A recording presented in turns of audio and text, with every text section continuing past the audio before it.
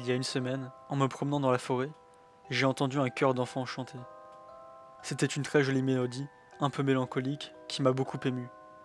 Je n'arrivais pas à en distinguer les paroles, on aurait dit des sons inarticulés.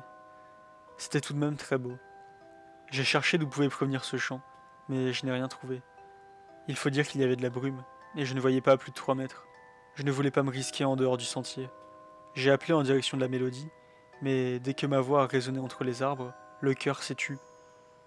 J'ai alors eu l'étrange impression que je n'aurais pas dû être là. Je me suis alors empressé de continuer mon chemin. Depuis, je ne suis pas retourné dans la forêt, faute de temps. Mais maintenant que c'est le week-end, je pense y retourner. En plus, il fait beau. Je pourrais pousser mes investigations plus avant dans les bois. J'ai pris des allumettes, du papier journal, ainsi que des saucisses à cuire dans un sac à dos. Je vais en profiter pour pique-niquer. Je vérifie que j'ai bien les clés de la maison. Je me suis déjà fait avoir un jour. Je suis prêt, j'y vais. Je viens d'entrer dans la forêt, je longe le sentier. Comme il y avait du brouillard la dernière fois, je suis incapable de me rappeler à quel endroit j'ai entendu la mélodie. Tout en explorant, je me demande pourquoi un chœur d'enfant chanterait en pleine forêt. C'était peut-être une sorte de sortie scolaire ou un culte sectaire. Je ricane intérieurement. Je me fais rire des fois. Non, ce qui me chiffonne, c'est plutôt le fait que le chœur se soit subitement tué à mon appel. Il y a quelque chose d'anormal dedans. Après une vingtaine de minutes, environ le temps durant lequel j'avais marché avant d'entendre le chant la semaine passée, je m'arrête. Je scrute les bois autour de moi. C'est le matin, les feuilles mortes qui forment un tapis auburn sur le sol de la forêt luisent encore de rosée. Il fait un peu frais, mais ce n'est pas désagréable. Les seuls bruits qui m'entourent sont les piaillements joyeux des oiseaux. Par-delà la cime des arbres, le moutonnement de nuages blancs dérive paresseusement dans le ciel. J'aime bien la nature. Je m'avance en dehors du sentier, le froissement des feuilles mortes sous mes pieds, l'odeur d'écorce et de sève, l'humidité ambiante, tout cela me met de bonne humeur. Je devrais partir plus souvent en promenade. Finalement, j'ai presque oublié pourquoi j'étais là. J'ai arrêté de chercher le mystérieux cœur d'enfant. D'ailleurs, il n'est sûrement plus là. Je ne fais que me promener sereinement. J'ai mis un moment à réaliser qu'un autre chant que celui des oiseaux parvient à mes oreilles. Une mélodie lointaine, tenue par un seul soprano. Je me rends compte que je la connais. C'est la lettre à Élise. Je n'avais jamais entendu cette mélodie chanter, mais il faut dire que le résultat est plutôt appréciable. L'envie me prend d'appeler le ou la soliste, qui fait sans doute partie du chœur de la semaine passée.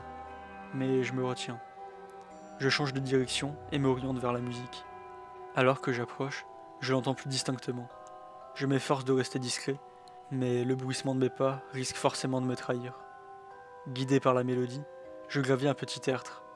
Arrivé au sommet de celui-ci, je m'arrête. En bas, au fond d'une combe déboisée, se trouve ce que je prends d'abord pour un autel de prière. En fait, il s'agit d'un orgue de bois massif et ciré au tuyau rutilant. La mélodie provient non pas d'un soliste, mais de l'instrument. Étonné par la présence de cet objet incongru, je m'avance encore un peu. Un grand homme mince est assis devant le clavier, et ses doigts fins glissent habilement sur les touches. Il porte un élégant costume noir à queue de pie, et des cheveux gris soigneusement coiffés garnissent son chef. D'un coup, la mélodie s'arrête. Seul le silence de la forêt, à présent muette, reste. L'homme se redresse un peu sur son siège. Je m'immobilise. À nouveau, j'ai l'affreuse impression de ne pas être à ma place ici. Lentement, l'étrange organiste se lève et me fait face.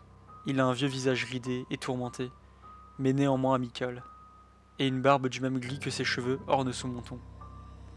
Il me scrute de ses yeux bleus, puis, à ma grande surprise, me sourit, s'approche de moi et me serre chaleureusement la main. Vous aimez dit-il. Je vous demande pardon. Il désigne l'orgue. Vous aimez la musique? Oui, mais enfin, que fait un orgue dans la forêt? J'ai pensé que ce serait plutôt calme ici, répond le vieil homme avec un haussement d'épaule. Puis il tapote le bois dans l'instrument et ajoute. C'est moi qui l'ai construit. Malheureusement, il n'est pas complet. Il manque quelques notes. Comment ça? J'ai un peu le vertige et j'ai un peu du mal à comprendre ce que me dit le musicien. Vous savez, poursuit-il, j'aime bien votre voix. Je pense qu'elle pourrait convenir pour les gammes du bas. Malgré mon esprit de plus en plus embrumé, je commence à comprendre. Je regarde ma main droite. Une petite goutte de sang perle dans ma paume. Est-ce que j'aurais été... Non, impossible. Je n'arrive plus à réfléchir, je suis si fatigué. En levant les yeux, je vois l'homme sortir un petit scalpel de la poche intérieure de son costume. Oui, murmure-t-il, votre voix fera très bien l'affaire.